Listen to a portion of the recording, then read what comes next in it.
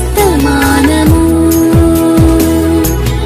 వినుమా ప్రియ నేస్తమా, విని నీవు ప్రభుని విశ్వసించుమా. వినుమా ప్రియ నేస్తమా, విని నీవు ప్రభుని విశ్వసించుమా. Praise the lord. దేవునికి స్తోత్రం. అనుదిన మన్నా అనే ఈ ఆధ్యాత్మిక కార్యక్రమాన్ని వీక్షిస్తున్న ప్రియ సోదరి సోదరులారా, మన ప్రభువును రక్షకుడునైన యేసుక్రీస్తు అతి శ్రేష్టమైన నామములో మీ అందరికీ శుభాలు వందనాలు తెలియచేయుచున్నాను. ఈ శ్రేష్టమైన సమయంలో దేవుని పరిశుద్ధ గ్రంథంలో నుండి మత్తయి సువార్త 28వ అధ్యాయము 6వ వచనం, ఆయన ఇక్కడ లేడు, తాను చెప్పినట్లే ఆయన లేచియున్నాడు.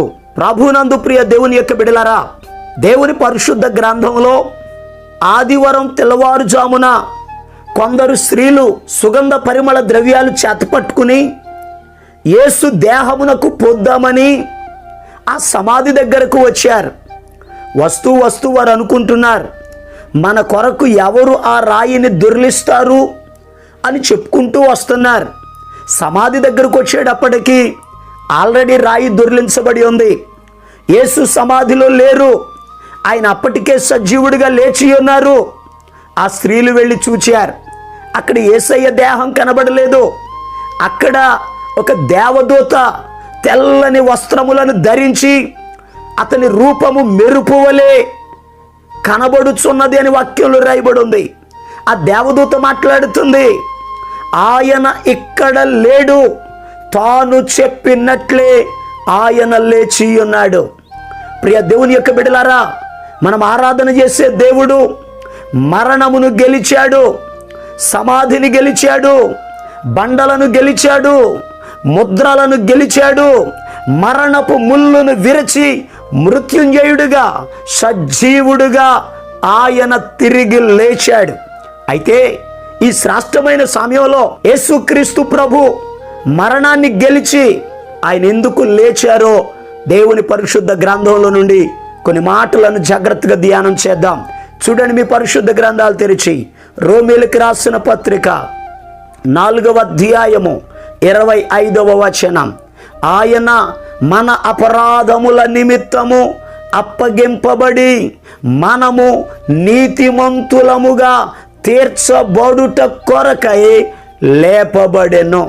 ప్రియ దేవుని బిడ్డలారా, యేసుక్రీస్తు ప్రభువారు ఎందుకు ఆయన 3వ దినమున లేచాడు అని అడిగితే, ఈ భూలోకంలో ఉన్నటువంటి సర్వమానవాళి కూడా పాపులే, ఏ భేదమును లేదు, అందరూ పాపము చేసి దేవుడు అనుగ్రహించు మహిమను పొందలేకపోతున్నారని వాక్యంలో రాయబడి ఉంది. అందరూ పాపులే, పాపమునకు వచ్చు జీతము మరణము అని వాక్యం చెప్తుంది. మనము మరణించవలసి ఉండగా మన స్థానములో మన అపరాధముల నిమిత్తం, మన దోషముల నిమిత్తం, మన అతిక్రమముల నిమిత్తము ఆయన అప్పగించబడ్డాడు. యెషయా ప్రవక్త 53వ అధ్యాయంలో ఓ చక్కని మాటను చెప్తారు, మనందరి దోషములు ఆయన మీద మోపబడెను అని వాక్యంలో రాయబడి ఉంది. మన దోషముల నిమిత్తమై ఆయన నలుగగొట్టబడ్డారు, ఆయన అప్పగించబడ్డారు, ఆయన శ్రమలు అనుభవించారు. మన దోషముల నిమిత్తమై ఆయన చనిపోయి మనలను నీతిమంతులుగా తీర్చబడుట కొరకై ఆయన మరణమును గెలచి మృత్యుంజయుడిగా తిరిగి లేచారు. యేసయ్య లేవకపోతే మనము నీతిమంతులము కాదు, ఆయన లేచాడు గనుకనే మనము నీతిమంతులుగా తీర్చబడుచున్నామని అపోస్తలుడైన పౌలు గారు చెప్తున్నారు. నీతిమంతుడు లేడు, ఒక్కడైనను లేడు అని వాక్యంలో రాయబడి ఉంది. నీతిమంతులు లేరు. అయితే నీతిమంతులు ఎలాగవుతున్నాము అంటే మనలను నీతిమంతులుగా తీర్చుట కొరకై యేసు మరణమును గెలచి ఆయన సజీవుడిగా తిరిగి లేచారు. ప్రియ దేవుని బిడ్డలారా, మరి ఇంకొక మాటను ధ్యానం చేద్దాం. మొదటి కొరింథీయులకు రాసిన పత్రిక 15వ అధ్యాయం 3వ వచనం. నాకియ్యబడిన ఉపదేశమును మొదట మీకు అప్పగించి తిని, అదేమనగా లేఖనముల ప్రకారము క్రీస్తు మన పాపముల నిమిత్తము మృతి పొందెను, సమాధి చేయబడెను, లేఖనముల ప్రకారము 3వ దినమున లేపబడెను. యేసయ్య ఎందుకు లేపబడ్డారు, ఆయన ఎందుకు లేచారు అని అడిగితే వాక్యంలో రాయబడి ఉంది, లేఖనముల ప్రకారము ఆయన లేపబడెను. అనగా లేఖనము ప్రవచన నెరవేర్పు కొరకై ఆయన 3వ దినమున లేచాడు. ప్రియ దేవుని బిడ్డలారా, అలనాడు దావీదు ప్రవక్త కీర్తనల గ్రంథం 16వ కీర్తన 10వ వచనంలో ఒక చక్కని ప్రవచనాన్ని ఆయన చెప్పారు. ఎందుకనగా నీవు నా ఆత్మను పాతాళములో విడిచిపెట్టవు, నీ పరిశుద్ధుని కుళ్ళు పట్టనీయవు అని భక్తుడైన దావీదు గారు ప్రవచించారు. ఆ ప్రవచన నెరవేర్పుగా యేసయ్య మరణమును జయించి మృత్యుంజయుడిగా తిరిగి లేచారు. ప్రియ దేవుని యొక్క బిడ్డలారా, దేవుని పరిశుద్ధ గ్రంథంలో యేసు ప్రభు కొండ మీద ప్రసంగం చేస్తూ మత్తయి సువార్త 5వ అధ్యాయం 17వ వచనంలో ఆయన చెప్పారు, ధర్మశాస్త్రమునైనను ప్రవక్తల ప్రవచనములనైనను కొట్టివేయుటకు నేను రాలేదు, వాటిని నెరవేర్చుటకే నేను వచ్చి తిని అని చెప్పారు. యేసయ్య ఎందుకు ఈ లోకంలోనికి వచ్చారు అంటే ధర్మశాస్త్రమును ప్రవక్తల ప్రవచనాలను నెరవేర్చడానికి వచ్చారు. ప్రవక్తలు ప్రవచించారు ఆయన 3వ దినమున లేపబడాలని. ఆ ప్రవచనములు, ఆ లేఖనములను నెరవేర్చుట కొరకు యేసయ్య మరణమును జయించి తిరిగి లేచారు. అందుకే ఆ యమాయు గ్రామానికి వెళుతున్న 2 యవనస్తులు యెరూషలేమునకు వచ్చి యేసయ్య లేచాడో లేవలేదో చూద్దామని వచ్చారు. పట్టణం గలిబిలిగా ఉంది, వారికి అర్థం కాక వారు తిరిగి వెళ్ళిపోతూ ఉంటే వారి వెనక ఒక బాటసారిగా ఆయన ప్రయాణం చేస్తున్నారు. ప్రయాణం చేస్తూ వారితో మాట్లాడుతున్నారు, అయ్యా మీరు ఎవరిని గూర్చి చెప్పుకుంటున్నారు? వారు చెప్పారు, నజరేయుడైన యేసును గూర్చిన సంగతులే. ఆయన శక్తి కలిగిన ప్రవక్త, ఆయన దేవుడు, ఆయన చనిపోయాడు, 3వ రోజు లేస్తానన్నాడు. కొందరు స్త్రీలకు యేసయ్య కనబడ్డాడు, మా వారు కొంతమంది వెళ్ళారు, ఖాళీ సమాధి కనబడింది కానీ యేసు దేహము వారికి కనబడలేదు. ఏం అర్థం కాక యమాయు గ్రామానికి వెళ్ళిపోతున్నాము అని అంటే అప్పుడు యేసయ్య వారితో చెప్పారు. లూకా సువార్త 24వ అధ్యాయము 25వ వచనంలో ఆయన చెప్పిన మాట, అందుకాయన అవివేకులారా, ప్రవక్తలు చెప్పిన మాటలు నమ్మని మందమతులారా. యేసయ్య వారిని గద్దించాడు. ప్రవక్తలు ప్రవచించలేదా? మోషే నాటి నుండి ప్రవక్తలు ప్రవచించారే.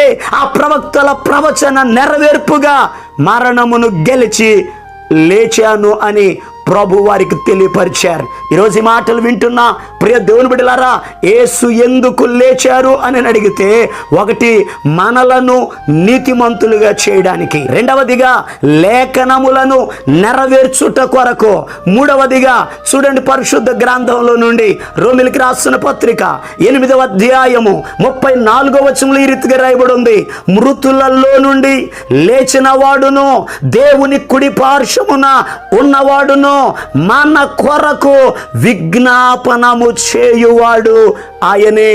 ఎందుకు ఆయన మృతులలో నుండి లేచాడు అంటే ఆయన ద్వారా ఎవరైతే తండ్రి దగ్గరకు వస్తున్నారో, పరలోకానికి వస్తున్నారో వారి కొరకు విజ్ఞాపన చేయడానికి, వారిని రక్షించుటకు, వారికి నిత్య జీవమిచ్చుటకు, పరలోకములో వారిని చేర్చుటకు తండ్రి కుడి పార్శ్వమున కూర్చొని మన కొరకు ఆయన విజ్ఞాపన చేయుచున్నాడు. ప్రియ దేవుని బిడ్డలారా, మనందరి కొరకు ప్రార్థించడానికి, జీవములో మనలను ప్రవేశింప చేయడానికే యేసు ప్రభు మరణాన్ని గెలిచి లేచారు. అందుకే మార్తతో యేసు ప్రభు అంటారు, మార్తా, పునరుత్థానమును జీవమును నేనే, నా యందు విశ్వాసం ఉంచిన వాడు చనిపోయినను బ్రతుకుతాడు, బ్రతికి నా యందు విశ్వాసం ఉంచిన వాడు ఎన్నటికి చనిపోడని చెప్పారు. ఎందుకనగా ఆయన తండ్రి కుడి పార్శ్వమును కూర్చొని విజ్ఞాపన చేస్తున్నాడు, మనలను బ్రతికించాలని,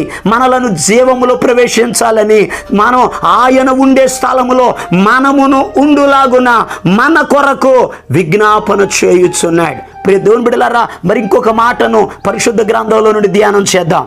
ప్రకటన గ్రంథం 1వ అధ్యాయం 17వ వచనం 18వ వచనం.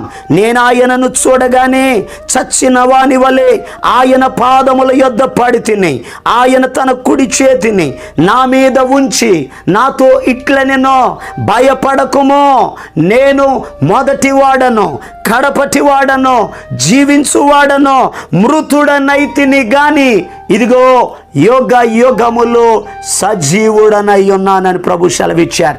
యేసు ఎందుకు సజీవుడు, యేసు ఎందుకు జీవిస్తున్నాడు, యేసయ్య ఎందుకు లేపబడ్డాడో ఈ వాక్య భాగంలో రాయబడి ఉంది. పరిశుద్ధ గ్రంథంలో అపోస్తులుడైన యోహాను గారు యేసును గూర్చిన సాక్ష్యము నిమిత్తమై పద్మాసు దివిలోనికి పరవాసిగా పంపబడ్డాడు. ఆ పద్మాసు దివిలో ప్రభువు దినమందు ఆత్మవశుడయ్యుండి ప్రార్థన చేస్తా ఉన్నాడు, ఏడుస్తూ ఉన్నాడు. అయ్యో, ఈరోజు యెరూషలేములో ఉంటే ఆరాధించేవాడిని, వాక్యాన్ని బోధించేవాడిని, ఇక్కడ ఈ పద్మాసు దివిలో ఉన్నానని బాధపడుతున్న సమయంలో యేసు ప్రభు ఆయన వెనక ప్రత్యక్షమయ్యారు. ఆయన వెనక్కి చూచినప్పుడు మనుష్య కుమారుని పోలిన ఒకనిని చూచాను అని అంటున్నారు. యేసయ్యను చూచారు. చూచినటువంటి ఆయన చచ్చిన వాని వలె యేసయ్య పాదాల మీద పడ్డారు. భయపడుతూ ఉన్నాడు, ఒంటరిగా ఉన్నాడు, జనసంచారము లేని స్థలం అది. ఆ స్థలములో చచ్చిన వాడి వలె యేసయ్య పాదాల మీద పడగా యేసు ప్రభు మాట్లాడుతున్నారు, యోహాను భయపడకుమో, నేను మొదటి వాడను కడపటి వాడను జీవించు వాడను మృతుడనైతిని గాని యుగ యుగములో సజీవుడను. యేసయ్య ఎందుకు లేపబడ్డాడు అని అడిగితే, ఎవరైతే భయపడుతూ ఉన్నారో ఆ భయపడుతున్న వారికి, ఒంటరి అయిన వారికి, తోడు లేని వారికి, బాధలలో ఉన్న వారికి, శ్రమలలో ఉన్న వారికి, సమస్యలలో ఉన్న వారికి సహాయము చేయుటకు, భయమును తొలగించుటకు, తోడైయుండుటకు యేసయ్య మృతిని గెలచి సజీవుడుగా ఆయన తిరిగి లేచారు. దేవునికి స్తోత్రం. ప్రియ దేవుని బిడ్డలారా, నీ జీవితంలో కూడా యోహాను వలె భయపడుతూ ఉన్నావేమో, బాధలో ఉన్నావేమో, బలహీనుడిగా ఉన్నావేమో, సమస్యలో ఉన్నావేమో, బిడ్డల జీవితాన్ని చూచి, కుటుంబ పరిస్థితులను చూచి, చేయుచున్న వ్యాపారాన్ని చూసి, నువ్వు చేసే పనిని బట్టి నిరాశలో ఉన్నావేమో, కృంగిపోయి ఉన్నావేమో, వేదన చెందుతున్నావేమో. ఈరోజు ప్రభు నీతో మాట్లాడుతున్నారు, భయపడవద్దు, నేను సజీవుడను. నీవు ఆరాధించే దేవుడు జీవము కలిగిన దేవుడు, మరణమును గెలిచి లేచిన దేవుడు. ఆయన నీతో ఉండే దేవుడు, నీ చేయి పట్టుకునే దేవుడు, నిన్ను ఆదరించే దేవుడు, నిన్ను బలపరిచే దేవుడు. ఈరోజు ఈ మాటలు వింటున్న ప్రియ దేవుని బిడ్డలారా, ధైర్యం తెచ్చుకోనండి. యేసయ్య సజీవుడు. ఆయన నిన్ను ఆదరిస్తాడు, నీ చేయి పట్టుకుంటాడు, నిన్ను బలపరుస్తాడు, నిన్ను నడిపిస్తాడు, నీకు సహాయం చేస్తాడు. ఆ దేవుని వైపు చూడండి, ప్రార్థించండి. మీ కుటుంబ జీవితంలో సజీవుడైన దేవుడు గొప్ప కార్యాలు చేయబోతున్నాడు. అలా గొప్ప కార్యాలు చేయాలని మీ కొరకు నేను ప్రార్థన చేస్తాను. తల వంచండి, కళ్ళు మూసుకోనండి, ప్రార్థనలో ఏకీభవించండి. మహాపరిశుద్ధుడును ప్రేమ కలిగిన మా పరమ తండ్రి, నీకు వందనాలయ్యా. అయ్యా, నీవు సజీవుడు అయ్యా, నీవెందుకు లేచావో నీ వాక్యం ద్వారా మేము నేర్చుకున్నామయ్యా. మమ్ములను నీతిమంతులుగా చేయాలని, లేఖనములను నెరవేర్చాలని, మమ్ములను పరలోకానికి చేర్చుటకు విజ్ఞాపన చేయాలని, అయ్యా ఒంటరిగా ఉన్న మమ్ములను, బాధలలో ఉన్న మమ్ములను అయ్యా లేవనెత్తాలని, చేయి పట్టుకోవాలని, ధైర్యపరచాలని అయ్యా నీవు లేచావు నాయనా. ఇదిగో ఈ మాటలు వింటున్న బిడ్డలలో ఎవరైతే బలహీనులుగా ఉన్నారో, ధైర్యం చెడి ఉన్నారో, కృంగిపోయి ఉన్నారో, కన్నీరు కారుస్తూ ఉన్నారో, వేదన చెందుతున్నారో, నజరేయుడైన యేసు నామములో వారి కన్నీరు తుడవబడును గాక, వారి దుఃఖ దినములు సమాప్తములగును గాక, ప్రతి అవసరత తీర్చబడును గాక. ఇదిగో యుగ సమాప్తి వరకు సదాకాలము నేను మీతో ఉంటానని చెప్పిన దేవా, నీ బిడ్డలతో ఉండండి అయ్యా, ధైర్యపరచండి అయ్యా, ఆశీర్వదించండి అయ్యా, గొప్ప కార్యాలు జరిగించండి అయ్యా. సమస్త మహిమ ఘనత ప్రభావాలు మీరే పొందుకోనమని యేసు క్రీస్తు అతి పరిశుద్ధమైన నామం పేరట ప్రార్థన చేసి అడిగి పొందుకొని ఉన్నాము తండ్రి, ఆమేన్. మన ప్రభు అయిన యేసు క్రీస్తు కృప మీకు తోడుగా ఉండి నడిపించును గాక, ఆమేన్. ఈరోజు పుట్టినరోజు మరియు పెళ్లి రోజు జరుపుకుంటున్న వారికి సీసలి మన్నా చర్చి తరపున మా కుటుంబ పక్షముగా మీకు శుభాలు తెలియపరుస్తున్నాం. May god bless you. దేవుడు మీకు తోడుగా ఉండి మిమ్మల్ని ఆశీర్వదించునుగాక. దయచేసి గమనించండి, మీ కొరకును మీ కుటుంబం కొరకును దేవుడు మిమ్మలను అభివృద్ధి పరచాలని నిత్యము మేము ప్రార్థన చేస్తున్నాం. ఏమైనా ప్రార్థన అవసరతలు ఉన్న ఎడల ఈ స్క్రీన్ మీద కనబడుతున్న నెంబర్కి ఫోన్ చేసి తెలియపరచండి. ప్రియ దేవుని బిడ్డలారా, అనుదిన మన్నా అనే ఈ వర్తమానాలు మీ స్నేహితులకు మీ బంధువులకు కూడా షేర్ చేయండి. మన్నా చర్చ్ సీసలి అనే ఈ యూట్యూబ్ ఛానల్ను సబ్స్క్రైబ్ చేయండి. అందరికీ వందనాలు.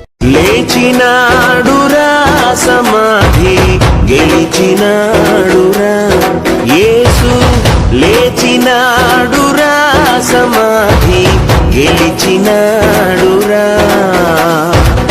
లేతుననితా చెప్పినట్లు, లేతుననితా చెప్పినట్లు, లేఖనములో పలికినట్లు లేచినాడురా, సమాధి గెలిచినాడురా, యేసు లేచినాడురా, సమాధి గెలిచినాడురా, యేసు లేచినా